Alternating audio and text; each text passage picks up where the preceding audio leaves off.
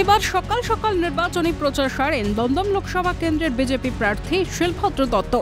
স্বল্পতা বাগান থেকে কলোনি বাজার পর্যন্ত বাড়ি বাড়ি প্রচার সারেন তিনি।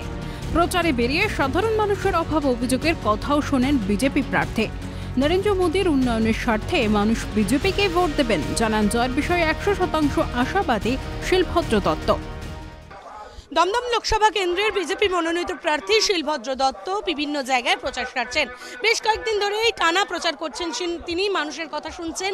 দমদম লোকসভা কেন্দ্রের এই মুহূর্তে যে এলাকায় তিনি রয়েছেন সেটা কামারহাটি বিধানসভা এলাকা এবং এলাকার প্রতিটি মানুষের সাথে কথা বলছেন। মূল মন্ত্ররা উন্নয়ন, মোদিজির উন্নয়ন। মোদিজির নেতৃত্বে ভারতবর্ষ যেরকমভাবে এগিয়ে চলেছে ঠিক তেমনিভাবে বাংলা যাতে এগিয়ে যায় সেটাই বলা মানুষের কাছে। মানুষ পরিবর্তন চাইছে। একদিকে দুর্নীতিগ্রস্ত একটা সরকারের পরিবর্তন, সন্দেশখালির ঘটনার প্রতিবাদ করতে চাইছে, চাকরি বিক্রি করার প্রতিবাদ করতে চাইছে, চোরেদের বিরুদ্ধে আওয়াজ তুলতে চাইছে, আর একদিকে নরেন্দ্র মোদীর নেতৃত্বে ভারতবর্ষের এগিয়ে যাওয়াকে সমর্থন করতে চাইছে। প্রচার চলাকালীন রাজ্যের তৃণমূল সরকার সহ দমদম লোকসভা কেন্দ্রে তার প্রতিদ্বন্দ্বী তথা ওই কেন্দ্রেরই দীর্ঘদিনের তৃণমূল সাংসদ সৌগত রায়কে অপদার্থ বলে কটাক্ষ করেন। আর কি বলেছেন শুনুন। যাদের নেত্রী আমার নদিয়ার ওই বাচ্চা মেয়েটা যখন রেপড হয়ে খুন হলেন সেই সময় বলতে পারেন ওর প্রেম করতো, ওর ভালোবাসত, ওর চরিত্র নিয়ে তুলতে পারেন, ধর্ষিতার চরিত্র নিয়ে যিনি প্রশ্ন করতে পারেন তাদের কোনো উত্তর দেওয়ার কোনো জায়গা নেই।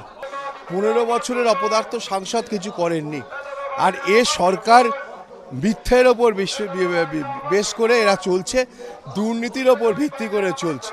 তাই এই সরকারের বিরুদ্ধে মানুষের ক্ষোভ, সেটাই আমরা মানুষকে বলতে এসেছি, পদ্মফুলে ভোট দিন, বিজেপিকে ভোট দিন, নরেন্দ্র মোদীকে ভোট দিন। না, ওনার তো 80 বছর বয়স হয়েছে, তার প্রচণ্ড গরম।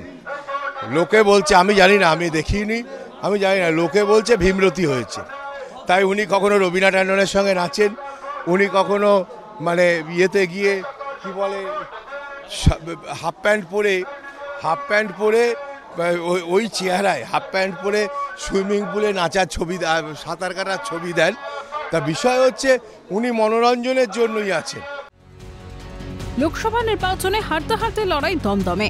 দমদম লোকসভা কেন্দ্রেও এবার ত্রিমুখী লড়াই। জোর কদমে চলছে ভোট যুদ্ধের প্রস্তুতি। একদিকে তৃণমূলের সৌগত রায়, বিজেপির শিলভদ্র দত্ত, আর অন্যদিকে বাম কংগ্রেস সমর্থিত প্রার্থী সুজন চক্রবর্তী। 3 দাপুটে রাজনীতিবিদের হাই ভোল্টেজ লড়াইতে কে হাসবে জয়ের হাসি এখন সেটাই দেখার। ক্যামেরায় সঞ্জীব চক্রবর্তীর সঙ্গে অভিরূপা হাজরার রিপোর্ট, ক্যালকাটা নিউজ।